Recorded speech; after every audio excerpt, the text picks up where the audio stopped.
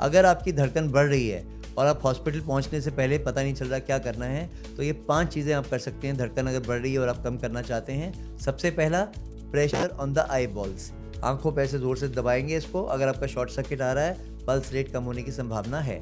दूसरा, पानी पे छींटे मारेंगे, splashing of water on the face. उससे क्या असर होता है? तो उससे क्या होगा कि जो हमारा वेगल टोन बढ़ जाती है, वेगल टोन का मतलब है हमारी हार्ट की गति जो है, जो शॉर्ट सर्किट है उसको टूटने की कोशिश करेगा और धीरे धीरे वेगल टोन जो है हमारी बढ़ जाएगी और हार्ट की गति कम हो जाएगी। जैम्स मतलब जे मतलब जैन, अग्रवाल, महेश्वरी, शर्मा। ये जैम्स पॉपुलेशन प्रिडोमिनेंटली वेजिटेरियन है, टी टोटलर्स हैं, ना स्मोकिंग करते हैं ना ड्रिंकिंग करते हैं, लेकिन maximum incidence of heart attack या ब्रेन स्ट्रोक इन्हीं को होता है। अगर आप डायबिटिक हैं या रिस्क फैक्टर है आपको हाइपरटेंशन, तो आपका कोलेस्ट्रॉल LDL 70 से नीचे होना चाहिए। अगर आपको हार्ट अटैक आ चुका है तो आपका LDL 50 के नीचे होना चाहिए। अगर आपको 2 बार अटैक आ चुका है या स्टेंटिंग हो चुकी है तो आपका LDL 30 के नीचे होना चाहिए। आजकल जो अल्कोहल लेने का जो चलन है युवावस्था में, वो स्लो 1 पैग या 2 पैग नहीं पीते हैं, वो बिल्कुल शॉट्स के हिसाब से पीते हैं। 4 शॉट्स 5 शॉट्स या बिल्कुल बिंज ड्रिंकिंग की, और एकदम आपका हार्ट की गति 140 जो ऑलरेडी जा रही थी वो 160 पे जाएगी। गाड़ी जो 50 या 60 पे चलनी चाहिए वही गाड़ी 160 170 पे जाएगी तो क्रैश कर जाएगी।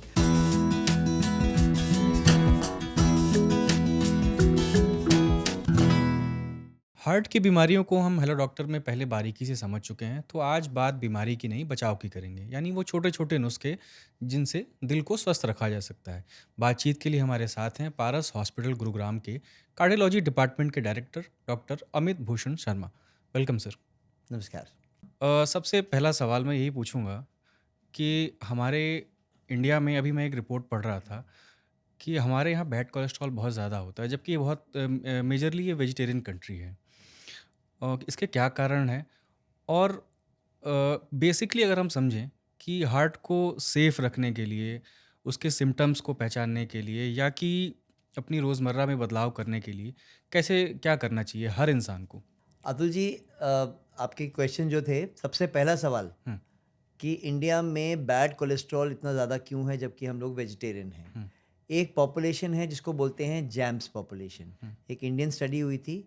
जैम्स मतलब जे मतलब जैन, अग्रवाल, महेश्वरी, शर्मा। हुँ, ये जैम्स पॉपुलेशन प्रिडोमिनेंटली वेजिटेरियन है, टी टोटलर्स हैं, ना स्मोकिंग करते हैं ना हुँ, ड्रिंकिंग करते हैं, हुँ, लेकिन maximum incidence of heart attack या ब्रेन स्ट्रोक हुँ, इन्हीं को होता है।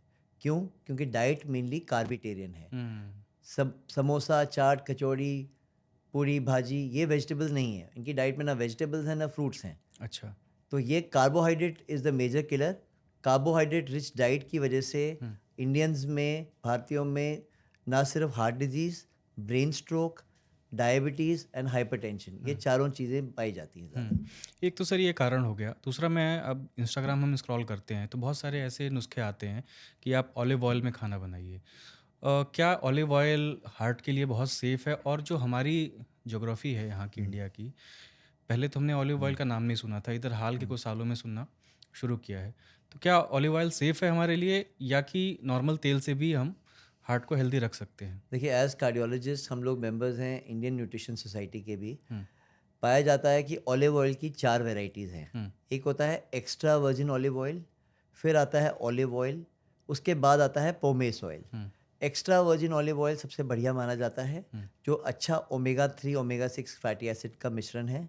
प्रॉब्लम ये है कि उसका स्मोक पॉइंट बहुत लो है। अगर हम अपनी वेजिटेबल्स को डीप फ्राई कर रहे हैं तो वो उसके लिए नहीं है, हुँ, इंडियन कुकिंग के लिए नहीं है। हुँ, अगर अपनी सैलड्स की ड्रेसिंग में इस्तेमाल कर रहे हैं तो एक अच्छा ऑयल है। हुँ, तीसरा वैरायटी जो आती है पोमेस ऑयल, सबसे ज़्यादा केमिकली ट्रीटेड ऑयल, और बड़ी बार लिखा जाता है उसके साथ सूटेबल फॉर इंडियन कुकिंग, हुँ, और हमेशा उसके साथ एक बॉटल के साथ दूसरी बॉटल फ्री मिलती है। हुँ, टेक्निकली वो ठीक है, सूटेबल फॉर इंडियन कुकिंग, क्योंकि हम अपनी वेजिटेबल्स का खून कर देते हैं, हुँ, जला जला के स्मोक पॉइंट करते हैं, क्योंकि उसका हाई स्मोक पॉइंट है हुँ। तो कर सकते हैं। लेकिन वो सबसे ज़्यादा केमिकली ट्रीटेड ऑयल है। बाहर के देशों में वो लैंप ऑयल की तरह इस्तेमाल होता सैचुरेटेड है। है वो? सैचुरेटेड ऑयल है? सैचुरेटेड ऑयल ट्रांस फैट से भरपूर, हुँ, और वो ज़्यादा हानिकारक है। हुँ, एक्स्ट्रा वर्जिन ऑलिव ऑयल जितना फ़ायदेमंद है वो उससे ज़्यादा हानिकारक है हुँ, पोमेस ऑयल। हुँ, तो मेरा मैसेज ये है कि पोमेस ऑयल का सेवन बिल्कुल ना करें। अगर आपको ऑयल करना है, desi ghee is a good source. Groundnut oil अगर है, non refined groundnut oil है, नॉन रिफाइंड तिल का तेल है, नॉन रिफाइंड सरसों का तेल है, वो काफ़ी बेहतर हैं। अगर आपने इंडियन कुकिंग करनी है, सैलेड ड्रेसिंग करनी है, तो आप एक्स्ट्रा वर्जिन ऑलिव ऑयल का इस्तेमाल कर सकते हैं। Rice bran oil, sunflower oil, ये सारे ओमेगा 3 फैटी एसिड से भरपूर हैं, जिसको हम लोग सेवन कर सकते हैं। Reheating of the oil has to be avoided. चाहे हम 5 स्टार जाएँ, चाहे हम रोड साइड वेंडर्स पे जाएँ, हमेशा आप देखेंगे कि रीहीटिंग ऑफ द ऑयल होती है। उससे आपका ऑयल ट्रांस फैट में कन्वर्ट हो जाता है। उसकी वजह से आपको कैंसर होने का, ब्रेन स्ट्रोक होने का, हार्ट स्ट्रोक होने का चांसेस 2.5 से 3 गुना बढ़ जाते हैं। और कोलेस्ट्रॉल भी बढ़ता है आपका, और बैड कोलेस्ट्रॉल भी कोलेस्ट्रॉल। बढ़ता है, तो इसलिए reheating of the oil avoid करिए। जहाँ तक हो सके, चाहे आपको कुछ थोड़ा चटपटा भी खाना है, घर पे खाइए, एयर फ्रायर का इस्तेमाल करिए, कम से कम तेल इस्तेमाल करिए और अपने घर में रीहीटिंग ऑफ द ऑयल को अवॉइड करिए। तो गुड कोलेस्ट्रॉल कैसे बढ़ाएं? जैसे मैं पढ़ रहा था कि देसी घी से बढ़ता है। क्या सच में देसी घी से आपका गुड कोलेस्ट्रॉल बढ़ता है? और इसके अलावा देसी घी कंज्यूम करने के अलावा और क्या तरीके हैं गुड कोलेस्ट्रॉल बढ़ाने के? देखिए, सबसे पहला तो जो genetically HDL south Asian population में कम होता है। वेस्टर्न पॉपुलेशन में एचडीएल की नॉर्मल वैल्यू 55 से 60 होती है। एचडीएल है गुड कोलेस्ट्रॉल। वो गुड कोलेस्ट्रॉल जो चर्बी को डिपॉजिट होने से रोकता है, धमनियों में दोबारा ब्लॉकेज होने से रोकता है। एवरेज एचडीएल कोलेस्ट्रॉल 55 से 60 होता है यूरोपियन पॉपुलेशन में। हमारी कंट्री में एचडीएल नॉर्मल होता है 30 से 35 के बीच में। तो गुड पॉपुलेशन एचडीएल जो है एक माना जाता है नॉन मॉडिफाइबल रिस्क फैक्टर, यानी कि अगर ऑलरेडी जेनेटिक्स में आपका एचडीएल कमज़ोर है तो बहुत कम चीज़ें हैं जो आपके एचडीएल को बढ़ा सकती हैं। जो एचडीएल को जो कम चीज़ें बढ़ाने के लिए जो सक्षम हैं, योगा, प्राणायाम, ब्रीदिंग एक्सरसाइजेज, मेडिटेशन, नट्स, बादाम, अखरोट, एक्सरसाइज प्रॉपर करना और स्लीप 7 घंटे 8 घंटे तक नींद लेना, ये सब चीज़ें हैं जो आपके एचडीएल को, कोलेस्ट्रॉल को कुछ हद तक बढ़ा सकते हैं। क्योंकि आपने बात अभी कोलेस्ट्रॉल की करी, कोलेस्ट्रॉल में 3 तरह के कोलेस्ट्रॉल होते हैं जो आप अपनी रिपोर्ट में देखेंगे। एक होता है एचडीएल कोलेस्ट्रॉल, जिसके बारे में मैंने अभी बताया। दूसरा होता है एलडीएल कोलेस्ट्रॉल। एलडीएल कोलेस्ट्रॉल होता है ऑयल की वजह से। इसी में एलडीएल कोलेस्ट्रॉल नॉर्मल पॉपुलेशन में 100 के नीचे होना चाहिए। अगर आप डायबिटिक हैं या रिस्क फैक्टर है आपको हाइपरटेंशन, तो आपका कोलेस्ट्रॉल एलडीएल 70 से नीचे होना चाहिए। अगर आपको हार्ट अटैक आ चुका है तो आपका एलडीएल 50 के नीचे होना चाहिए। अगर आपको 2 बार अटैक आ चुका है या स्टेंटिंग हो चुकी है तो आपका एलडीएल 30 के नीचे होना चाहिए। The lower the LDL the better it is. दूसरा कोलेस्ट्रॉल इसके अंदर आता है triglyceride. Triglyceride is a function of your carbohydrate and sweets. जितना आप कार्बोहाइड्रेट स्वीट्स खाएंगे वो आपका ट्राइग्लिसराइड बढ़ेगा। बड़ी बार होता है तेल की मात्रा कम है, एलडीएल कम है इंडियन सबसेट में, लेकिन हमारा ट्राइग्लिसराइड बढ़ा हुआ है। उस ट्राइग्लिसराइड बढ़ने का मतलब है कि अगर आपको शुगर नहीं है तो कुछ ही दिनों में शुगर होने वाली है अगर आपका ट्राइग्लिसराइड बढ़ा हुआ है। तीसरी मात्रा होती है वीएलडीएल, वो भी शुगर, स्वीट्स और जंक फूड से बढ़ता है। तो ये तीनों मात्राएं जो नॉर्मल कोलेस्ट्रॉल रिपोर्ट में दिखाई देती हैं। चौथी मात्रा जो हम लोग नहीं देखते हैं वो हमें बोलना चाहिए अगर पेशेंट्स को हाई कोलेस्ट्रॉल है तो एक बार साल में एक्सटेंडेड लिपिड प्रोफाइल ज़रूर करवाएं। उसमें होता है एलपी लिटिल ए, लाइपोप्रोटीन ए। ये एक टेस्ट आप ज़िंदगी में एक ही बार करिए। मैं दोबारा बोलता हूँ, लाइपोप्रोटीन ए ज़िंदगी में एक ही बार टेस्ट करिए। ये वैल्यू अगर लेस देन 30 है तो आपको रिस्क फैक्टर कम है, 20 है तो और भी कम है। लेकिन अगर ये लाइपोप्रोटीन ए आपका 30 के ऊपर जाता है, स्पेशली 50 के ऊपर जा रहा है, तो इसका मतलब आपको जनरल पॉपुलेशन से हार्ट अटैक आने का चांस 3 गुना ज़्यादा है।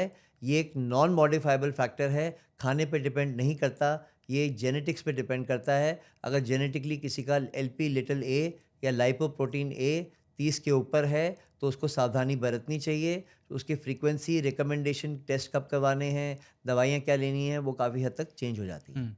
आपने बताया एक्सरसाइज से आपका एचडीएल बढ़ता है। कैसे बढ़ सकता है एक्सरसाइज से? देखिए, एक्सरसाइज 3 तरीके का होता है और एक्सरसाइज सारे ज़रूरी नहीं कि युवा वर्ग में ही एक्सरसाइज करनी है, वृद्धावस्था में भी एक्सरसाइज है और उसमें भी एक्सरसाइज के 3 कंपोनेंट होते हैं। एक कंपोनेंट हो गया मसल स्ट्रेंथ ट्रेनिंग, थोड़ा सा जो मसल स्ट्रेंथ करना। अगर आप यंग एज पे हैं तो don't be obsessed with it. अभी बड़ी बार होता है कि हम लोग देखते हैं कि लोग जा रहे हैं जिम और एक ही दिन में ज़ीरो से हीरो बनने की कोशिश कर रहे हैं। कोशिश कर रहे हैं कि मेरी बॉडी बन जाए, मेरे जिम ट्रेनर की तरह बॉडी बन जाए। या आपका कंपटीशन आपके जिम ट्रेनर के साथ नहीं है, आपका कंपटीशन एक Photoshop copy of a Bollywood celebrity के साथ नहीं है, आपका कंपटीशन अपने आप से है। तो अगर आप जा रहे हैं जिम तो ध्यान रखिए कि आप स्ट्रेंथ ट्रेनिंग ज़्यादा करने की आवश्यकता नहीं है, लेकिन कुछ हद तक ज़रूरी है। तो 2 दिन ऑफ स्ट्रेंथ ट्रेनिंग काफ़ी है। 2 दिन में आप स्ट्रेंथ ट्रेनिंग करेंगे। 2 से 3 दिन आप एरोबिक ट्रेनिंग, एरोबिक ट्रेनिंग का मतलब है push up, pull up, burpees, cross trainer, Zumba, Pilates, जो अच्छा लगता है वो करिए। और 1 से 2 दिन yoga, meditation, breathing exercises. Problem ये होती है कि जब हम जाते हैं जिम में, बड़ी बार एक तो एकदम हम सोचते हैं कि भाई एक ही दिन में जो है हम लोग वेट्स उठा लें। उस टाइम पे आपको बहुत ज़्यादा जानना ज़रूरी है कि आपका टारगेट हार्ट रेट क्या है। 4-5 चीज़ें हैं जो आपको ध्यान रखनी है जिम में जाने से पहले। हुँ, एक कि आपको टारगेट हार्ट रेट हमारा क्या होना चाहिए। टारगेट हार्ट रेट होता है 220 माइनस एज इंटू 85%। मेरी एज 51 है, तो 220 माइनस 51, 169, इस 85% ऑफ 169 हो गया 150। कोई भी एक्सरसाइज जो 150 के ऊपर मेरा हार्ट बढ़ाएगी, मेरे हुँ। को नुकसान करेगी। अच्छा। तो ये चीज़ जो भी जिम में जाएगा उसको पता होनी चाहिए कि भाई मेरे एज के हिसाब से मेरी हार्ट रेट इतना है हुँ, और मैं इसके ऊपर नहीं जाऊँगा या ज़्यादा देर तक नहीं जाऊँगा। हुँ, स्ट्रेस इको ज़रूर करवाएँ जिम जाने से पहले। तीसरा, अगर आप एथलीट हैं कि न्यू एथलीट हैं। हुँ, एथलीट का मतलब है जो बचपन से स्कूली दौर से जो है एक्सरसाइज करते आ रहा है। न्यू एथलीट होता है जो हम लोग नए कॉर्पोरेट सेक्टर में देखते हैं, 30-35 के बाद फाइनेंशियल इंडिपेंडेंस आ गई, 35 साल के बाद मैं अब जिम जाऊँगा, एकदम मैं वीकेंड मैराथन करूँगा, वीकेंड बिंज ड्रिंकिंग करूँगा या वीकेंड पे जाके एक्सरसाइज ज़्यादा करूँगा। उस केसेस में आपको उसको बोलते हैं हम लोग न्यू एथलीट। तो न्यू एथलीट को बहुत ख़ास तौर पे सावधानी बरतनी है। उनके लिए मैं दोबारा बोल रहा हूँ, उनके लिए प्री वर्कआउट उनके लिए नहीं है। हुँ, प्री वर्कआउट एक सब्सटेंस होता है जो आपको highly caffeinated source of drink होता है, जिसमें ऑलमोस्ट 10 से 12 शॉट्स ऑफ कैफ़ीन जैसी स्ट्रेंथ होती है। आपको बीस्ट मोड में कन्वर्ट कर देता है, आपके पल्स को बढ़ाएगा, आपके बीपी को बढ़ाएगा, आपकी शक्ति को उस टाइम पे ट्रांजिएंटली बढ़ाएगा, आप वेट ज़्यादा लिफ्ट कर पाओगे, आपको अच्छा लगेगा। लेकिन प्री वर्कआउट जो है एकदम, अगर आप ऑलरेडी बॉर्डरलाइन ब्लड प्रेशर है, बॉर्डरलाइन शुगर है, तो एकदम आपके कोलेस्ट्रॉल को या बीपी को या शुगर को बढ़ा देगा। हुँ, तो प्री वर्कआउट न्यू एथलीट के लिए नहीं है। दूसरी चीज़ आती है, हम लोग बोलते हैं वे प्रोटीन्स का। वे प्रोटीन्स कुछ हद तक आप ले सकते हैं, लेकिन वे प्रोटीन्स में भी उतना लीजिए, जैसे बोला जाता है कि आप 1 ग्राम पर केजी बॉडी वेट से 1.5 ग्राम पर केजी बॉडी वेट तक, अगर मेरा वेट 65 है, तो मैं 65 से 80 तक ले सकता हूँ। काफ़ी लोग बोलते हैं भई आप 2 ग्राम 3 ग्राम पर बॉडी वेट लीजिए, 150 ग्राम तक लीजिए। अगर आप खाना खाते हैं 10 से 12 अंडे खाइए। इतना प्रोटीन आपके किडनीज़ को बर्न अप कर देगा, तो इतने प्रोटीन्स की आपको आवश्यकता नहीं है। तीसरी चीज़, टेस्टोस्टेरोन। कि बड़ी बार बोलते हैं कि टेस्टोस्टेरोन का, अब एजुकेटेड लोग जा रहे हैं कि सर ये तो टेस्टोस्टेरोन नेचुरल है, टेस्टोस्टेरोन लगा देते हैं। और टेस्टोस्टेरोन लगाने के बाद आप देखेंगे जिम में बिल्कुल बीफ्ड अप बॉडीज़, हट्टे-कट्टे लोग, लेकिन अंदर से वो खोखले हैं, बीपी है, शुगर है, इनफर्टाइल है, नपुंसक हैं। तो हुँ, उस वजह से वो साइड इफ़ेक्ट है स्टेरॉइड्स का। किसी ने गलती से स्टेरॉइड ले लिया तो एक बीटा एचसीजी का नाम का इंजेक्शन आता है, वो 10,000 का आता है, स्टेरॉइड 1000 का आता है। बड़े कन्वीनिएंटली हमारे जिम गुरुज़ बोल देते हैं स्टेरॉइड का इंजेक्शन लगा लो, लेकिन गलती से जिसने लगा लिया टेस्टोस्टेरोन का स्टेरॉइड का इंजेक्शन, उसको बीटा एचसीजी से वॉश आउट ज़रूर करें। वो 8 से 10,000 का आता है, वो बड़े कन्वीनिएंटली लोग भूल जाते हैं। हुँ, तो अगर अव्वल तो स्टेरॉइड ना लें, टेस्टोस्टेरोन ना लें, लेकिन अगर किसी ने लिया है तो वो बीटा एचसीजी वॉश आउट कर लें। आखिरी गलती जो जिम में एक और लोग करते हैं, पसीना आने दो, एसी बंद कर दो। एकदम क्या होता है, गर्मी होती है, गर्मी की वजह से ऑक्सीजन की कमी होती है, जिसको हम लोग मेडिकल टर्मिनोलॉजी में हुँ, हाइपोक्सिया बोलते हैं। हुँ, लो ऑक्सीजन की वजह से एक और हार्ट अटैक का फर्टाइल मिलियो होता है और हार्ट अटैक हो सकता है। हुँ, प्री वर्कआउट के बाद बड़ी बार होता है, चलो बाहर चलते हैं, अल्कोहल ले लेते हैं। हुँ, प्री वर्कआउट और अल्कोहल का मिक्सचर जो है एक फेटल है हुँ, नशा। एकदम मुँह से झाग निकलती है। हुँ, रियल लाइफ केसेस, 20-21 साल का लड़का प्री वर्कआउट ले रहा है, उसके बाद जिम के बाद बाहर गया, वहाँ से उसने अल्कोहल लिया, 4-5 शॉट्स लिए अल्कोहल के और एकदम मुँह से झाग क्यों निकलने ऐसा लगी होता है? और कोलैप्स किया। क्यों ऐसा होता है? क्यों? क्योंकि ऑलरेडी प्री वर्कआउट आपको बीस्ट मोड में कन्वर्ट कर देता है। हार्ट रेट आपका जो है 130, 140, 150 पहुँच जाता है। ब्लड प्रेशर बढ़ जाता है। हुँ, और आजकल जो अल्कोहल लेने का जो चलन है हुँ, युवावस्था में, वो स्लो 1 पैग या 2 पैग नहीं पीते हैं। वो हुँ, बिल्कुल शॉट्स के हिसाब से पीते हैं। हुँ, 4 शॉट्स, 5 शॉट्स या बिल्कुल बिंज ड्रिंकिंग की, और एकदम आपका हार्ट की गति 140 जो ऑलरेडी जा रही थी वो 160 पे जाएगी। गाड़ी जो 50 या 60 पे चलनी चाहिए, हुँ, वही गाड़ी 160, 170 पे जाएगी तो क्रैश कर जाएगी। हुँ, ब्लड प्रेशर हिट करेगा रूफ पे, एकदम आपको ब्रेन स्ट्रोक या हार्ट स्ट्रोक आने का चांस बढ़ हुँ। जाएगा। सर यूरोप में देखा गया था कि जो वहाँ पे ड्रिंक करने वाले लोग थे, उनकी मतलब वो ज़्यादा उम्र जीते थे। तो मुझे ये भी बताइएगा कि अल्कोहल से पहले तो कार्डियोलॉजिस्ट बोलते भी थे कि थोड़ा अल्कोहल, थोड़ी वाइन आप पी सकते हैं। फिर उसके बाद डब्ल्यूएचओ की एक रिपोर्ट आई कि आप ज़रा भी नहीं पी सकते। बिल्कुल एक बूँद भी घातक है आपके हार्ट के लिए और वो कैंसरस भी है। क्या अल्कोहल से कुछ हमारा गुड कोलेस्ट्रॉल बढ़ता है या कुछ हेल्प होती है हार्ट में? अच्छा, बिल्कुल सही बात बताई। अल्कोहल एक बूंद भी अब डेंजरस है। Alcohol is a direct carcinogen, यानी कैंसर डायरेक्टली कॉज करता है। हार्ट के क्या देखा जाए तो हार्ट के लिए पल्स, बीपी दोनों बढ़ाएगा और अल्कोहल लेने से कोई आपका ज़्यादा फ़ायदा नहीं होगा। अल्कोहल का लेने का, या मेडिटेरेनियन डाइट में जिसे कहते हैं, मेडिटेरेनियन डाइट जो होती है, जो मेडिटेरेनियन लोग जो ब्लू ज़ोन में माने जाते हैं, जो 100 साल से अधिक जीते हैं, तो उसमें पाया गया है कि फ़ायदा या मैजिक वहाँ के खाने का नहीं है, हुँ, पिज़्ज़ा, पास्ता का नहीं है, या अल्कोहल रेड वाइन का नहीं है। हुँ, मैजिक है कि आप हर चीज़ आराम से बिना हशप किए कर रहे हो। अगर आप अपना खाना भी खा रहे हो तो भी 2-3 घंटे तक बातें करते-करते आराम से खाना खा रहे हैं, धीरे से लेजरली एक्टिविटी कर रहे हैं। ये जो भागने-दौड़ने का जो कल्चर हमारी सभ्यता में जो भर भर गया हुआ है, उससे हमें निजात पाना ज़रूरी है। तो ये चीज़ जो है बहुत ज़रूरी है। अल्कोहल हमारी डाइट ऑलरेडी कार्बोहाइड्रेट रिच है। हुँ, तो रेड वाइन से लेने से, जिसमें ऑलरेडी कार्बोहाइड्रेट ज़्यादा होते हैं, और लेके हम लोग अपने को शुगर को बढ़ाएँगे और अपना जो हार्ट रेट और बीपी को बढ़ाएँगे। अगर आप अल्कोहल अवॉइड कर सकते हैं तो बहुत अच्छी बात है। हाँ, अगर कोई ऑलरेडी अल्कोहल ले रहा है और ध्यान से हफ्ते में 1 या 2 पैग ले रहा है, वो फिर भी बेटर है as compared to binge drinking, जो आजकल देखा जाता है युवावस्था में, कि एकदम 4 से 5 शॉट्स अल्कोहल ले लिया, 4 से 5 शॉट्स वोडका ले लिया, या एकदम बिंज ड्रिंकिंग जो अल्कोहल कर लिया। तो binge drinking is very dangerous. Alcohol is very dangerous, but अगर कोई 1 और 2 पैग्स लेता है हफ्ते में 1-2 बार और लेना चाहता है तो वो ले सकता है। लॉन्जेविटी से कोई इसका लिंक नहीं है। लॉन्जेविटी से इसका डायरेक्ट कोई लिंक नहीं है। अच्छा, आप जिम की बात बता रहे थे। कुछ लोग कहते हैं कि मैं वॉक करता हूँ, 10,000 स्टेप रोज़ चलता हूँ। क्या वॉक करने से भी हार्ट को कोई फ़ायदा मिलता है या आपको पसीना आने वाली एक्सरसाइज़ ही करनी चाहिए? देखिए, 2 चीज़ें हैं। पहले 10,000 स्टेप्स इज़ अ मिथ, 7 साढ़े 7,000 स्टेप्स भी काफ़ी हैं। हुँ, अब अगर हम लोगों ने जैसे भी युवावस्था की बात की, अब हम लोग बात कर रहे हैं वृद्धावस्था की। हुँ, वृद्धावस्था में 65-70 ईयर्स ओल्ड पे एज ग्रुप में हैं, उसमें भी वॉकिंग के अलावा आपको चाहिए, क्योंकि घुटने तो जवान नहीं हो रहे उम्र के हिसाब से। हुँ, तो हमारे जो स्ट्रेंथ मसल्स हैं, आगे के मांसपेशियाँ, क्वाड्रिसेप्स, हैम्स, गैस्ट्रोक्स, काफ मसल्स, ये स्ट्रॉन्ग होंगे तो हमारे एंटी ग्रेविटी मसल्स को होल्ड कर पाएँगे। हुँ, ये एंटी ग्रेविटी मसल्स माने जाते हैं। हुँ, तो कहा जाता है कि longevity is in the legs, यानी कि अगर आपके लेग मसल स्ट्रॉन्ग हैं तो आपके चांसेस ऑफ फॉल कम हैं। तो हुँ, इसीलिए स्ट्रेंथ ट्रेनिंग भी 1-2 दिन की ज़रूरी है हुँ, वृद्धावस्था में।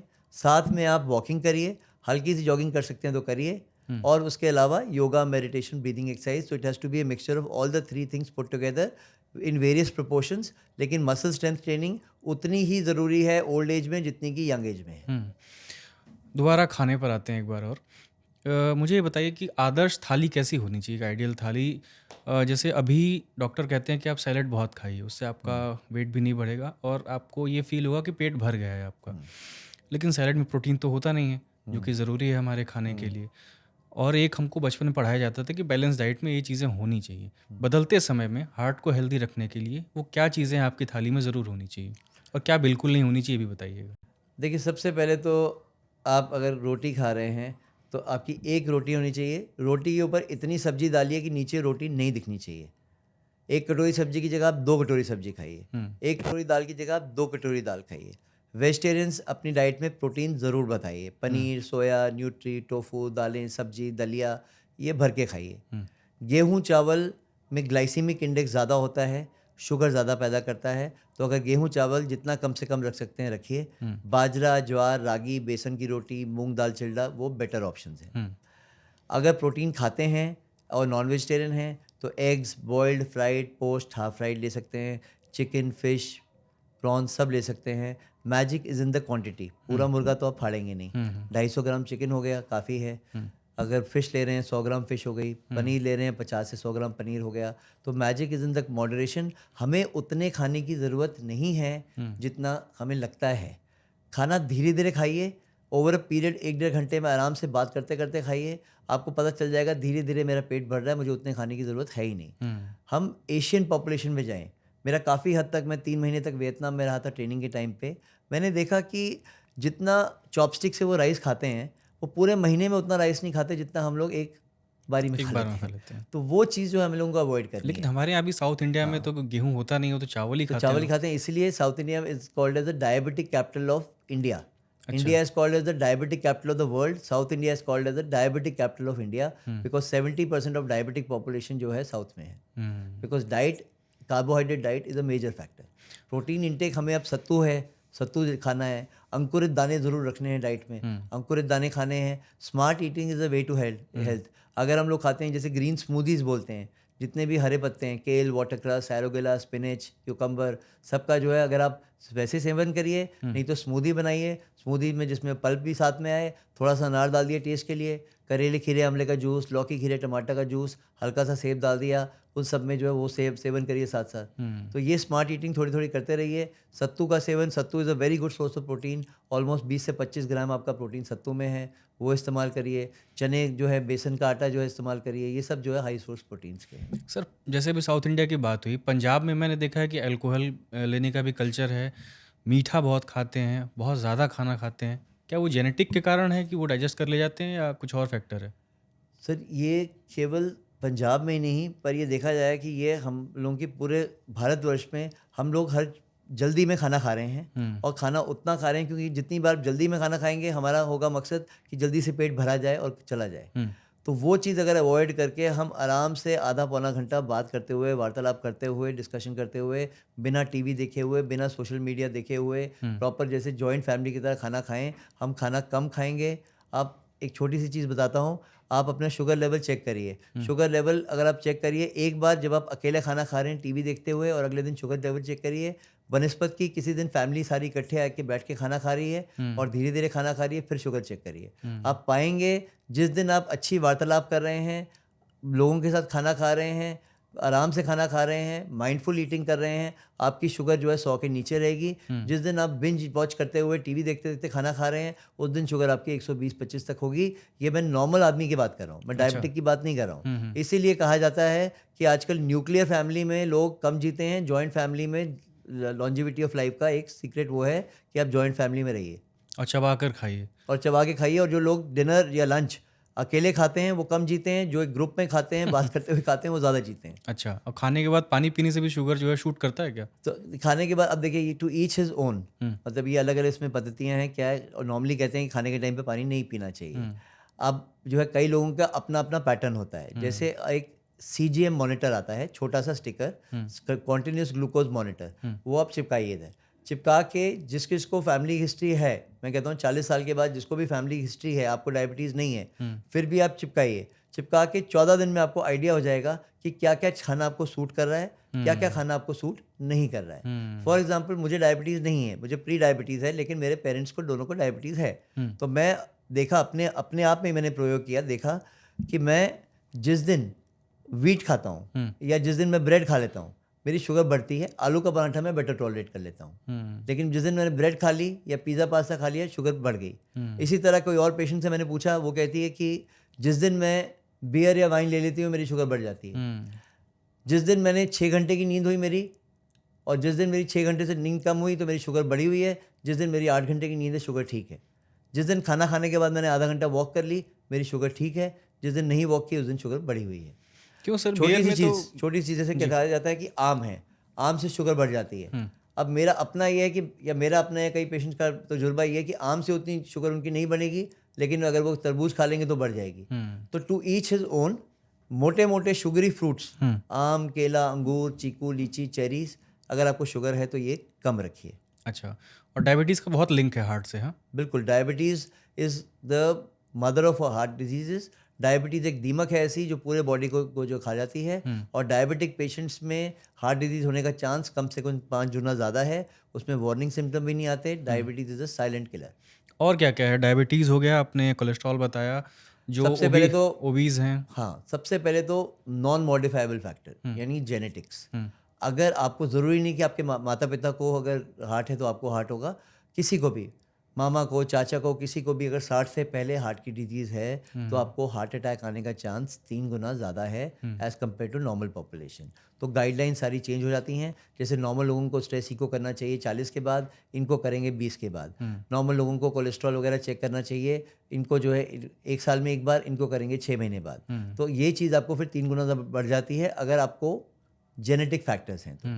दूसरा आता है मॉडिफाइबल फैक्टर्स, उसमें जैसे आपने बताया सबसे पहले स्मोकिंग, वेपिंग, पोल्यूशन, ये सबसे पहला है। लैक ऑफ स्लीप और स्ट्रेस दूसरा है। युवावस्था में हम देख रहे हैं स्लीप हो नहीं रही है, लैक ऑफ स्लीप है, स्ट्रेस है, वो दूसरा फैक्टर है। हाइपरटेंशन, डायबिटीज़, कोलेस्ट्रॉल, ये अलग फैक्टर्स हैं जो हमारे सबको करती हैं। लैक ऑफ एक्टिविटी, या तो ओवर डूइंग इट या अंडर डूइंग इट, वो एक फैक्टर है। ये चीज़ बड़ी बार पाई जाती है युवावस्था में और वृद्धावस्था में। लेट अस सी, एक ब्लॉकेज है, मान लीजिए यंग एज है, 30 साल का आदमी है, उसको 30% ब्लॉकेज है, उसको है थिन कैप ब्लॉकेज, पतली झिल्ली वाली ब्लॉकेज। उसी के फादर हैं जो 70 के हैं, उनको एक थिक कैप ब्लॉकेज है, 50% ब्लॉकेज। वो थिक कैप स्टेबल ब्लॉकेज है, 50% 10 साल के बाद 60 होगी, 10 साल बाद 70 होगी। अपने आप में वो जानलेवा नहीं होगी। लेकिन जो इसको 30 साल वाले को है वो 30% थिन कैप ब्लॉकेज है। अब कोई भी weekend marathon drinking, weekend marathon, weekend binge drinking, weekend workout, emotional stress, physical stress, खांसी, जुकाम, बुखार, कुछ भी हो, 30% एकदम, या कुछ ज़्यादा जिम में वर्कआउट कर लिया, एकदम बम फटा, 30 का 100% और गेम ओवर। तो ये चीज़ थिन कैप ब्लॉकेज बहुत ज़्यादा डेंजरस है। ये क्यों होती है? डायबिटीज़ की वजह से, स्ट्रेस की वजह से, स्मोकिंग की वजह से, कोविड की वजह से। तो ये थिन कैप ब्लॉकेज की वजह से हम देख रहे हैं सडन डेथ्स और बढ़ती जा रही हैं।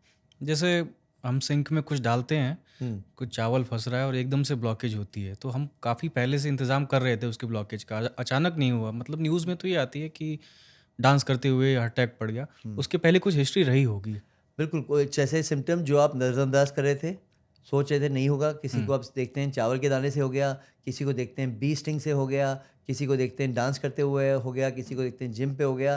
तो ये बिल्कुल ऑन द एज हैं, waiting for things to happen, कि अगर किसी को ऑलरेडी 85-90% ब्लॉकेज है और एकदम ये कुछ हुआ और एकदम 100% ब्लॉकेज हुई और सडनली ये दुर्घटना घटी।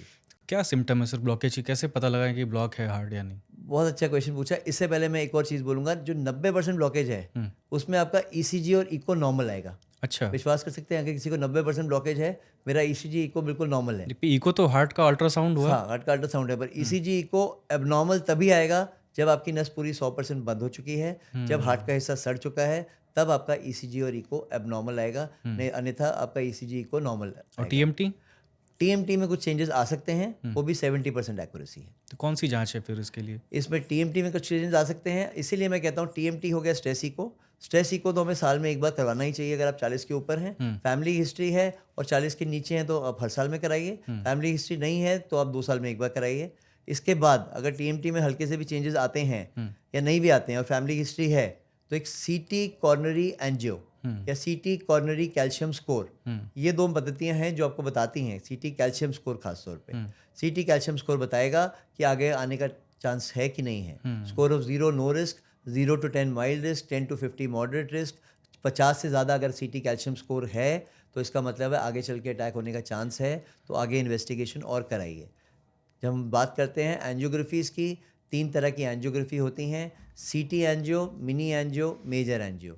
सीटी एंजियो एक बहुत अच्छा टेस्ट है 20-25 साल लड़के के लिए रूल आउट करने के लिए। इंग्लिश में बोलते हैं it is got a good negative predictive value. लेकिन यही सीटी एंजियो 50 साल या 55 साल की उम्र में किसी को अगर डायबिटीज़ है तो it will confuse you more than convince you, because इसमें क्या होता है, अगर 50-60% ब्लॉकेज है वो 50-60 दिखाएगा, कैल्शियम इधर है, 50-60% ब्लॉकेज इधर है, वो 50-60-90 भी हो सकता है और 90-50-60 भी हो सकता है। तो it is going to confuse you more than convince you. अच्छा, तो इसलिए केस में हम लोग मिनी एंजियो करते हैं। एक उम्र के बाद क्या ब्लॉकेज सभी को होने का खतरा रहता है? देखिए 10-20% ब्लॉकेज एक्सेप्टेबल है। आइडियली ज़रूरी नहीं है कि सबको ब्लॉकेज हो। अगर कोई अच्छी तरह से अपना जीवन व्यतीत कर रहा है, स्पोर्ट्स खेल रहा है, नियमित रूप पे आहार कर रहा है, नियमित रूप पे एक्सरसाइज कर रहा है, योगा मेडिटेशन ध्यान कर रहा है, तो उसको ब्लॉकेज नहीं होगी, बिल्कुल नॉर्मल होगा। ज़रूरी नहीं कि सबको ब्लॉकेज हो। फिर आपका दूसरा सवाल जैसे आपने मेरे से पूछा था कि क्या सिम्टम्स हैं हार्ट अटैक होने के। अगर आप उंगली से बता सकते हैं कि मुझे यहाँ दर्द हो रहा है, यहाँ दर्द हो रहा है, वो हार्ट डिजीज़ नहीं है। हार्ट डिजीज़ कभी भी आप उंगली से पिन पॉइंट नहीं कर सकते कि यहाँ है। सर ये इसके साथ ये भी बताइएगा कि एसिडिटी को भी लोग जो है मिमिक करते हैं कि शायद मुझे गैस है, ये सबसे ज़्यादा कॉमन सवाल ये सुनने को मिलता है। बड़ी बार होता है कि लोग सोचते हैं एसिडिटी है, गैस है, वो बाद में खुद ही गैस बन जाते हैं। हुँ, तो ये बहुत बड़ी बात है। तो याद रखना है ये कि अगर आप उंगली से बता सकते हैं यहाँ यहाँ दर्द हो रहा है तो वो हार्ट डिजीज़ नहीं है। हुँ, हार्ट डिजीज़ होगी 1 या 2 किलो का वज़न पूरी छाती पे आएगा, चलेंगे तो बढ़ जाएगा, बैठेंगे तो कम हो जाएगा, गले पे जाएगा, दोनों बाजुओं पे जाएगा, दांतों में जबड़े पे जाएगा। वो कभी डेंटिस्ट के पास जा रहे हैं, कभी ईएनटी के पास जा रहे हैं कि मुझे जबड़े में दर्द हो रहा है, लेकिन वो हार्ट का दर्द है। हुँ, इसको बोलते हैं एंजाइना, क्लासिकल एंजाइना। नाउ 3 लोग हैं जिनको क्लासिकल एंजाइना नहीं होगा, उनको एंजाइना इक्विवेलेंट होगा। हुँ, 3 लोग कौन से हैं? लेडीज़, दूसरा है ओल्ड एज पॉपुलेशन और तीसरा है डायबिटिक पॉपुलेशन। हुँ, इन तीनों को दर्द की नसें सुन्न होती हैं तो उनको क्लासिकल एंजाइना या चेस्ट पेन नहीं होगा। उनको एसिडिटी या गैस अगर हो रही है और इनो से रिलीफ नहीं हो रहा है तो सोचो वो हार्ट है। हुँ, सांस की तकलीफ हो रही है तो अस्थमा ना समझें, सोचिए हार्ट डिजीज़ है, क्योंकि अस्थमा से आपकी जान नहीं जाएगी, गैस की वजह से जान नहीं जाएगी, हार्ट डिजीज़ डेफिनेटली घातक सिद्ध हो सकती हैं। हुँ, तो अगर किसी को 50 साल के बाद एकदम थोड़ा चलने में सांस की तकलीफ हो रही है तो वो अस्थमा ना सोचें, क्योंकि asthma is a disease of adolescence, बचपन की बीमारी है जो काफ़ी देर से चलती आती है। हुँ, तो इसीलिए अगर वो एकदम सिम्पटम्स अचानक आ रहे हैं हुँ, तो वो हार्ट डिजीज़ के ही हैं, क्योंकि हार्ट का मरीज़ आता भी जल्दी है, ठीक होके जाता भी जल्दी है और जाता भी जल्दी है। हुँ, everything happens very fast. It is not like cancer and stroke की पेशेंट रुकेगा। हुँ, तो इसीलिए आपको सिम्पटम्स आइडेंटिफाई करना बहुत ज़रूरी है, स्पेशली लेडीज़ में कहा जाता था कि जब तक इनको माहवारी आ रही है, मेंसेस आ रहे हैं, हार्मोन्स की वजह से बचाव है। हुँ, लेकिन अभी हम लोग देख रहे हैं, इतने सेलिब्रिटी डेथ्स देख रहे हैं, शेफाली जरीवाला जी की डेथ हुई हुँ। थी। तो जो अब हम लोग देख रहे हैं कि हार्मोन प्रोटेक्शन भी उतना नहीं कर पा रहा तो है, बिकॉज़ मेनोपॉज़ में रहता है हार्मोन्स कुछ ऐसे रहते हैं क्या जो मेंसेस में जब तक मेंसेस आते हैं, हुँ, हार्मोन्स रहते हैं, तब तक 45-50 तक लेडीज़ को बचाव होता था। ट्रेडिशनल टीचिंग ये होती थी। हुँ, लेकिन आजकल smoking, vaping, steroid, supplements, oral pills, हुँ, ये सब लेने की वजह से जो हार्मोनल प्रोटेक्शन है वो भी चली गई है। हुँ, लेडीज़ अब जो प्रेगनेंसी की एक एज होती थी वो सब हम लोग अगर नहीं कर रहे हैं तो वो सब चीज़ें सब खत्म हो गई हैं। तो एज अ रिज़ल्ट हम लोग देख रहे हैं कि लेडीज़ को भी उतने अटैक आ रहे हैं जितने मेल्स को आ रहे हैं। लेकिन अभी भी 9:1 फेवर में है, 9 मेल्स में होगा, 1 फीमेल्स में होगा हुँ। अटैक होने का चांस। सर जाँच में एक सवाल मेरा रह गया था कि आपने बताया कि इको, टीएमटी और ये जाँचें करा लें। ब्लड टेस्ट में क्या-क्या कराएँ? लिपिड प्रोफ़ाइल कराएँ, एचबी1एसी कराएँ और क्या-क्या कराएँ? देखिए, लिपिड प्रोफाइल में मैंने बताया, एक तो लिपिड प्रोफाइल, एक आता है एक्सटेंडेड लिपिड प्रोफाइल। हुँ, तो एक्सटेंडेड लिपिड प्रोफाइल किसी को अगर ज़्यादा रिस्क फैक्टर नहीं है तो जीवन में एक ही बार करवा ले। किसी को अगर रिस्क फैक्टर्स हैं या फैमिली हिस्ट्री है तो कम से कम साल में एक बार एक्सटेंडेड लिपिड प्रोफाइल कराए, जिसमें लाइपोप्रोटीन लिटिल ए का मैंने बताया, हुँ, लाइपोप्रोटीन लिटिल हुँ, ए होता है, उसके अंदर एपो बी, एपो ए होता है। एपो बी, एपो ए का मतलब है कि कितना कोलेस्ट्रॉल की मात्रा आपके हार्ट के अंदर पहुंच चुकी है हुँ, ऑलरेडी, हुँ। वो बताया जाता है। ये हो गया लिप, और इसी में लिपिड की वेरियस फ्रैक्शंस में जैसे मैंने बताया एलडीएल, ट्राइग्लिसराइड, लिपिड के वीएलडीएल, अलावा और ये कौन-सी हाँ। जाँचें? इसके बाद आता है HbA1c, शुगर कितनी होनी चाहिए आपकी, 2 बहुत ज़रूरी चीज़ है। HbA1c 5.7 के नीचे है तो आप नॉर्मल हैं, 5.7 से 6.2 आप प्री डायबिटिक में घुस गए हैं, 6.2 से ऊपर आपको शुगर की दवाई लेनी पड़ेगी। हुँ, तीसरे आते हैं फिर kidney function test, liver function test, haemoglobin, HSCRP। हुँ, HSCRP आता है, एक मार्कर है इन्फ्लेमेशन का कि कितनी सूजन है आपकी धमनियों में और अटैक होने का चांस कितना है। अगर HSCRP लेस देन 1 है तो आप सेफ हैं, मोर देन 1 है, 1 to 3 इंटरमीडिएट फैक्टर है, मोर देन 3 को सीवियर फैक्टर माना इसके लिए जाता लोग है। ईएसआर कराते हैं मैंने देखा है। तो ESR एक लेस स्पेसिफिक मार्कर है, क्योंकि ESR किसी को खांसी जुकाम है, बुखार है तो भी बड़ा होगा, किसी को टीबी है, इन्फेक्शन है तो भी बड़ा होगा। HSCRP थोड़ा स्पेसिफिक मार्कर है। हुँ, इसके अलावा जैसे बैंक का होता है KYC, हुँ, वैसे ही नो योर नंबर्स, ये 4 नंबर जो मैं आपको बताने वाला हूँ, ये 4 नंबर अपने 256 लैब टेस्ट जो करते हैं उनसे ज़्यादा ज़रूरी हैं। हुँ, ये 4 नंबर क्या हैं? नो योर नंबर्स, 4 नंबर अपने जानिए। पल्स 60 से 70 होनी चाहिए, रेस्टिंग पल्स। बीपी 120/80, अगर 120/80 अगर यंगस्टर्स में 85 भी जा रहा है तो भी रिस्क फैक्टर है, तो भी आपको ट्रीटमेंट लेना है। हुँ, तीसरा, फास्टिंग ब्लड शुगर, खाली पेट शुगर आपकी 100 के नीचे होनी चाहिए आइडियली, या 110 के नीचे होनी चाहिए, उसके ऊपर नहीं। और चौथा, रनिंग डिस्टेंस अगर आप 50 के नीचे हैं और वॉकिंग डिस्टेंस अगर आप 50 के ऊपर हैं। ये 4 नंबर आपको कंट्रोल में रहेंगे। If you are on top of these 4 numbers, 90% chance of brain stroke या हार्ट स्ट्रोक जो है हमारा कम हो सकता है। रनिंग डिस्टेंस या वॉकिंग डिस्टेंस का मायने ये है कि आप अपने आप से कंपेयर कर सकते हैं कि वही अब आदमी बोलेगा कि पहले मैं 5 किलोमीटर की रनिंग कर लेता था, अब मैं 500 मीटर के बाद या 1 किलोमीटर के बाद मेरी सांस फूल रही है। तो उसको अस्थमा ना समझें। It is a clear case of demand supply mismatch. आप भाग रहे हैं, डिमांड बढ़ रही है लेकिन सप्लाई नहीं बढ़ रही है। सप्लाई क्यों नहीं बढ़ रही है? क्योंकि ब्लॉकेज बन रही है। तो इस टाइम पे ये आपको डेंजर सिग्नल होना चाहिए कि मेरी एकदम एक्सरसाइज कैपेसिटी कम हो रही है, या बीपी फ्लक्चुएट कर रहा है, या पल्स एकदम सडनली बढ़ रही है, या शुगर एकदम आउट ऑफ रेंज हो रही है। तो दीज आर सिम्टम्स कि आप अपने डॉक्टर के पास ज़रूर जाइए, जिससे पहले कि कुछ इमरजेंसी हो जाए। अच्छा, कुछ लोग कहते हैं कि मेरी धड़कन हमेशा बढ़ी रहती है, नॉर्मल है, पैल्पिटेशन होती है। कुछ लोग इसको समझ नहीं पाते हैं कि है क्या, कुछ इसको हाई बीपी समझते हैं। इसको समझाइए कि बढ़ी हुई धड़कन क्या है, क्या क्या हो सकती है? देखिए, पैल्पिटेशन जैसे मैंने बताया, हार्ट की गति होनी चाहिए 60 से 70। अगर आपकी हार्ट की गति रेस्टिंग पल्स रेट आपकी 80, 90, 95 है तो ज़्यादा है। मतलब जब आराम कर रहे हैं आप तब? अब आराम करें, रेस्टिंग बैठे बैठे। अगर आपकी पल्स रेट 90-95 है तो इसका मतलब है कि आपको हार्ट के ऊपर लोड पड़ रहा है। गाड़ी 60 पे जाएगी तो पेट्रोल कम यूज़ करेगी, वही गाड़ी 90-95 पे जाएगी तो ज़्यादा करेगी। कोई इंसान जो बिल्कुल अच्छी तरह से नियमित रूप पे एक्सरसाइज करता है, ट्रू एथलीट, उसका पल्स रेट 60-62 ही रहता है, बढ़ता नहीं है। जो एक्सरसाइज कम करता है उसका पल्स रेट बढ़ता है, नंबर 1। थायराइड की वजह से पल्स रेट बढ़ता है, नंबर 2। इन्फेक्शन है किसी को तब पल्स रेट बढ़ेगा, नंबर 3। चौथी चीज़, बैठे बैठे एकदम धड़कन तेज़ हो रही है हमारी, 150-160 जा रही है, तो उसको एंग्जाइटी ना समझें। एक शॉर्ट सर्किट होता है जिसको एसवीटी बोलते हैं, एक शॉर्ट सर्किट है हार्ट के अंदर। बड़ी बार जनरली ये पाया जाता है लेडीज़ में, 18-19 साल 20 साल की लेडीज़ में पाया जाता है, या लेडीज़ कई बार जब पहली बार गर्भवती हो रही होती हैं तब पाया जाता है। धड़कन आपकी एकदम तेज़ हो गई और उसके बाद आपकी हार्ट की गति बढ़ गई, इसको हम लोग एसवीटी बोलते हैं। एज़ कार्डियोलॉजिस्ट या तो हम इलेक्ट्रिशियन हैं या प्लम्बर हैं। प्लम्बर वाला काम हो गया ब्लॉकेज साफ़ करने वाला, बैलूनिंग, स्टेंटिंग, इसमें हम बन जाएंगे इलेक्ट्रिशियन। इलेक्ट्रिशियन का मतलब है जहाँ से शॉर्ट सर्किट आ रहा है उसको 55 से 60 डिग्री टेम्परेचर पे वेन के द्वारा जाके उसको हमेशा लेज़र के द्वारा ख़त्म करते हैं और हमेशा के लिए ख़त्म करते हैं। अगर आपकी धड़कन बढ़ रही है और आप हॉस्पिटल पहुंचने से पहले पता नहीं चल रहा क्या करना है, तो ये 5 चीज़ें आप कर सकते हैं धड़कन अगर बढ़ रही है और आप कम करना चाहते हैं। सबसे पहला, pressure on the I balls, आंखों पे ऐसे ज़ोर से दबाएंगे इसको। अगर आपका शॉर्ट सर्किट आ रहा है, पल्स रेट कम होने की संभावना है।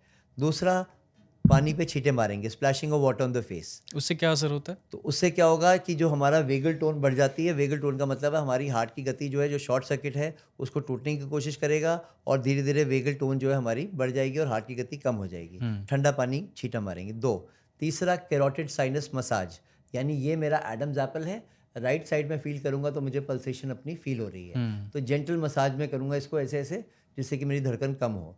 दोनों साइड नहीं करूंगा, नहीं तो मैं बेहोश हो जाऊंगा, एक साइड, चाहे इधर या चाहे इधर। 3, चौथा, ज़ोर से खांसी करना, और 5वां, लैट्रिन पे जैसे ज़ोर लगाते हैं वैसा ज़ोर लगाना। इन 5 चीज़ों करने से हमारी धड़कन कम हो जाती है, जिससे पहले हम लोग हॉस्पिटल पहुंच पाएँ।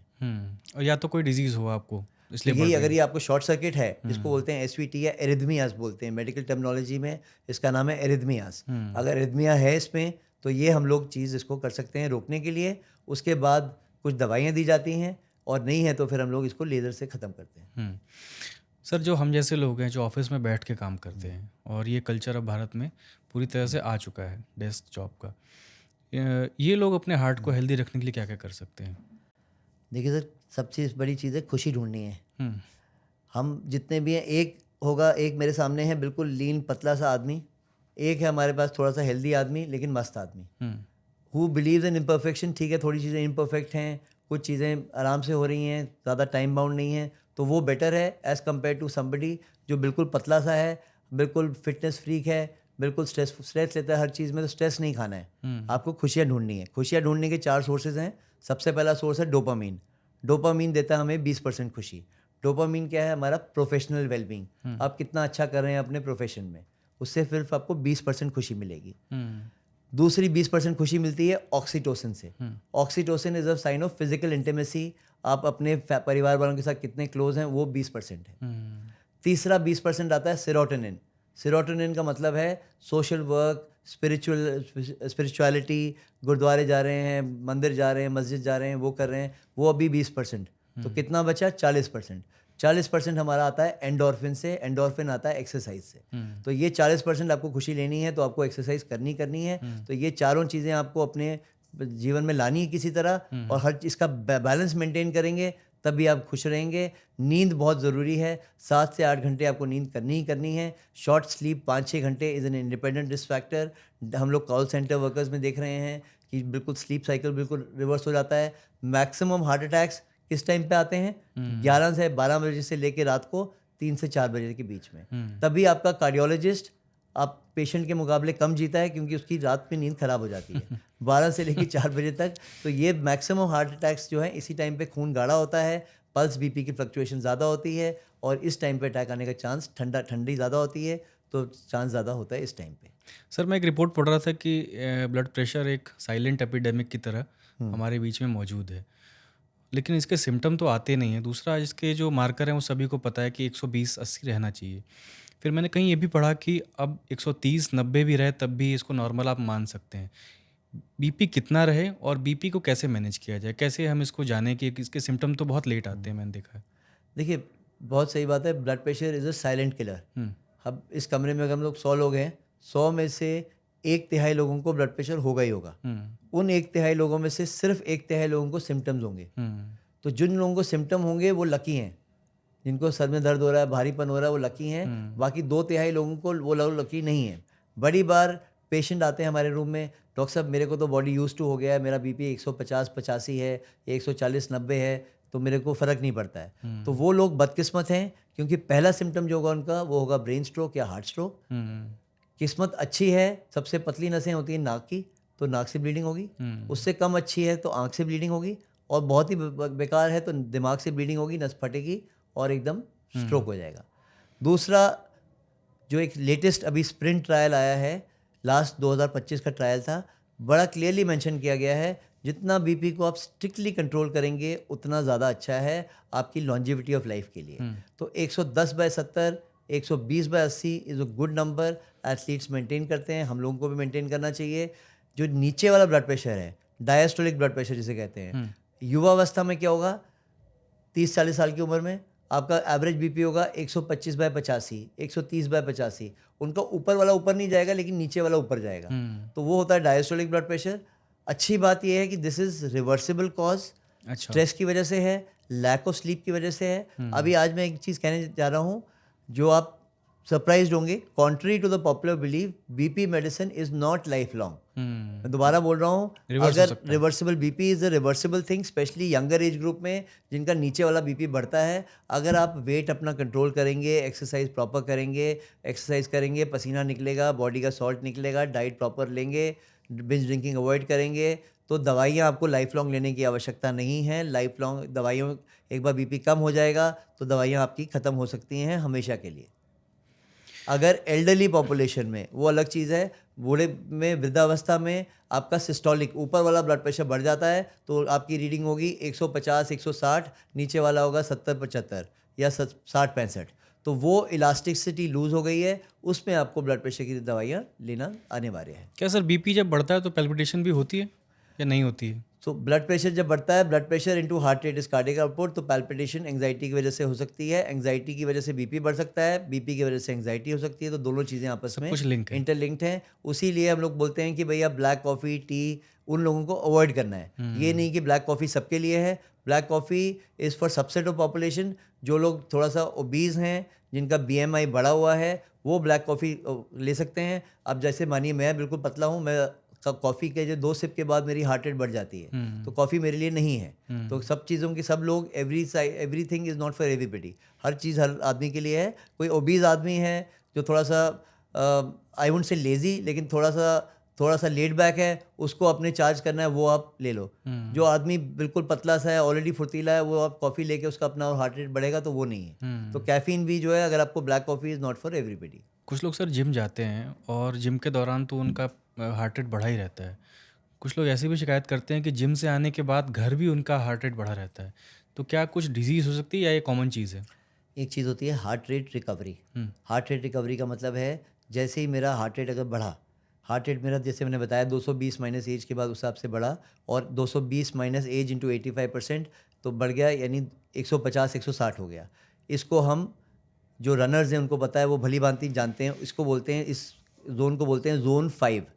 जोन 5 होता है अगर आपका हार्ट रेट 85 से 100% of your target heart rate के बीच में है, तो जोन 5 से जितनी जल्दी आप जोन 1 या जोन 2 में आएंगे वो आपकी हार्ट रेट रिकवरी, आपकी हार्ट की हेल्थ को दर्शाता है। अगर आप 1 मिनट के अंदर अंदर जोन 5 से जोन 1 में आ गए, आपका हार्ट हेल्दी है।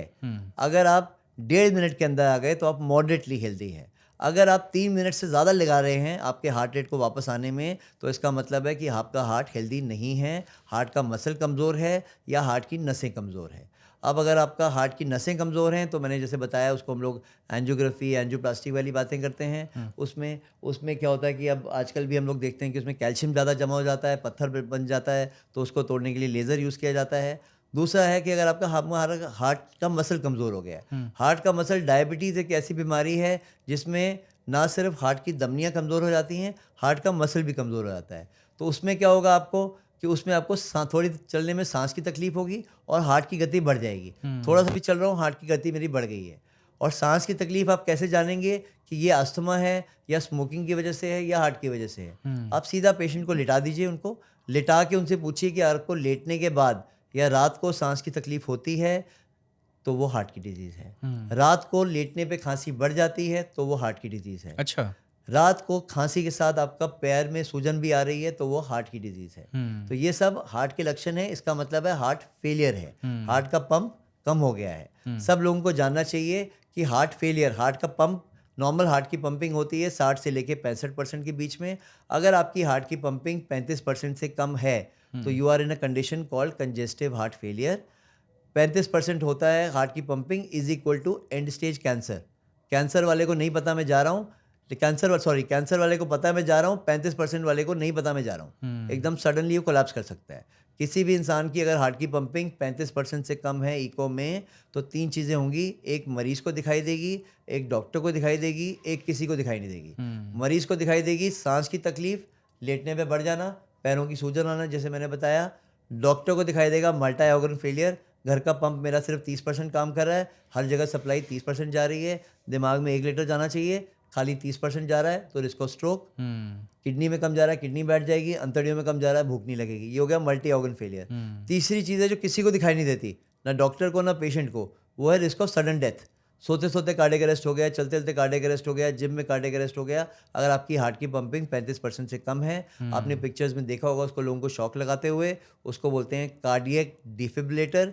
उसकी जगह एक नई मशीन है जिसको बोलते हैं इम्प्लांटेबल कार्डियक डिफिब्रिलेटर या आईसीडी, जो हम लोग कॉलर बोन के नीचे लगाते हैं। हाल ही में 2022 में अगर आप देखेंगे, यूरो कप में फिनलैंड और डेनमार्क के बीच में मैच हुआ था, एक फुटबॉल प्लेयर कोलैप्स कर गया था, वो उसको रिवाइव किया गया और उसको फिर आईसीडी लगाई गई। उस प्लेयर का नाम था डेली ब्लाइंड। वो अभी भी हॉलैंड की तरफ से फुटबॉल खेलता है आईसीडी लगा के।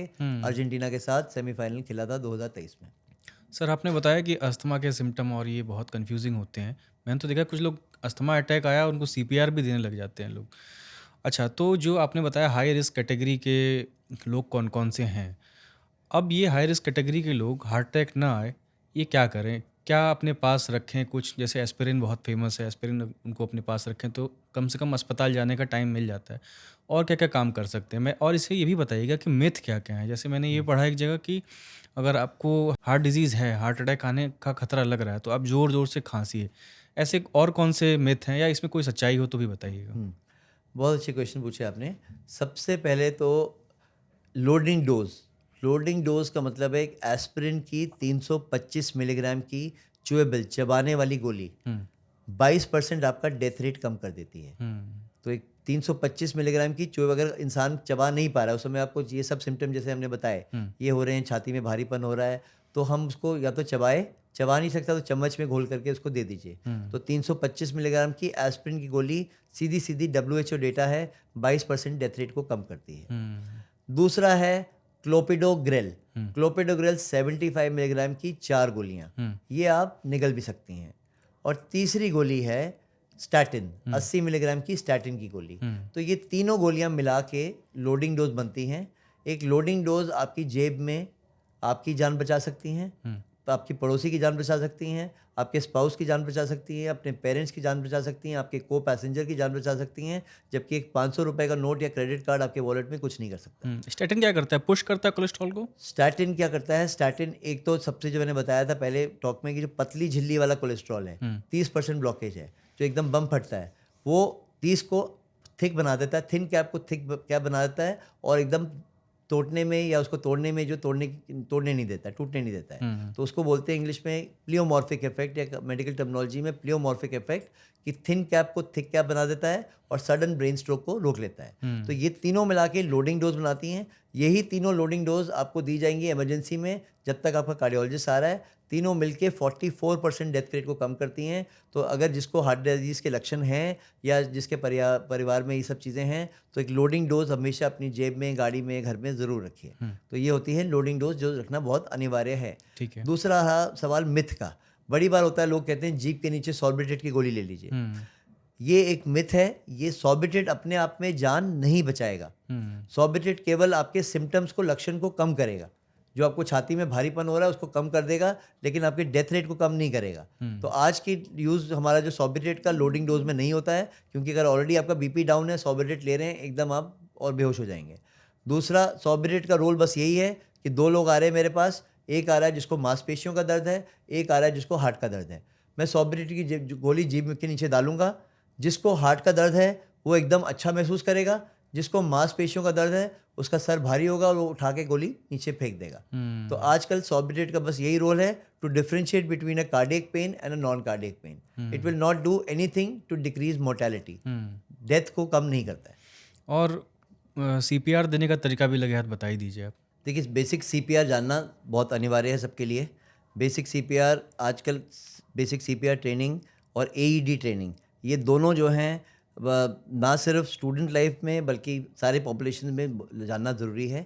सीपीआर में कार्डियक मसाज जो है, अब कार्डियक मसाज में माउथ टू माउथ रिससिटेशन को उतनी अहमियत नहीं दी जाती है।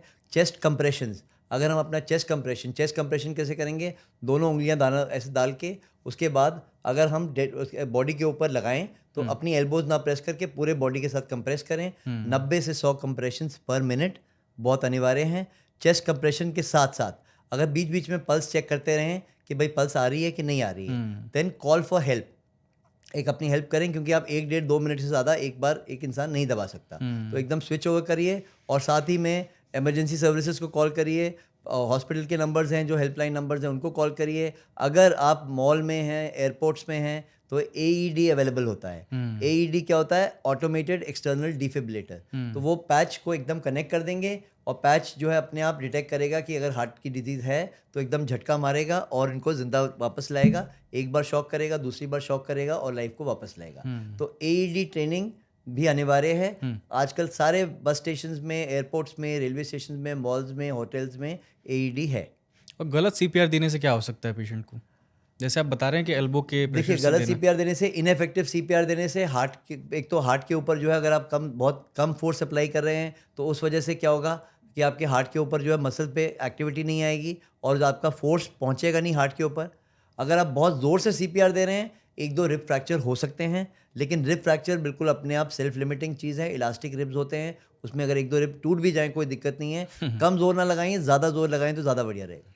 शुक्रिया सर आने के लिए। हाँ, मुझे ये पूछना था कि आपने कोई बुक भी लिखी है, तो जाते जाते उसका नाम और उसके बारे में क्या कंटेंट है उस बुक का बताते जाइए। हाँ, मैंने एक बुक लिखी है जिसका नाम है हार्ट बीट। अभी डॉक्टर जेपी नड्डा जी ने उसका जो है फॉरवर्ड किया था और बोमन ईरानी जी ने उसका फॉरवर्ड किया था। ये हार्ट बीट जो है इन्हीं समस्याओं पर आधारित है। एक शॉर्ट स्टोरीज, रियल लाइफ, जो मैंने 20, 25, 30 शॉर्ट केसेस हैं, वो क्या क्या हार्ट डिजीज़ के पेशेंट आए हमारे पास, कुछ हम लोग खो भी बैठे किसी वजह से, तो वो उसके बारे में लिखा गया है। क्या क्या लर्निंग पॉइंट है हर चैप्टर में, वो दिखाया गया है। और जो जो हम लोगों ने आज बातें की हैं वो सब चीज़ें उसमें दर्शाती हैं। अमेज़ॉन पे अवेलेबल है, नाम है heart beat. Thank you. Thank you. तो आज हमने हार्ट से जुड़े सिम्टम, डायग्नोसिस, ट्रीटमेंट और प्रिकॉशंस भी सबके बारे में बहुत डिटेल में समझा। मिलते हैं अगले एपिसोड में किसी नए एक्सपर्ट के साथ। शुक्रिया।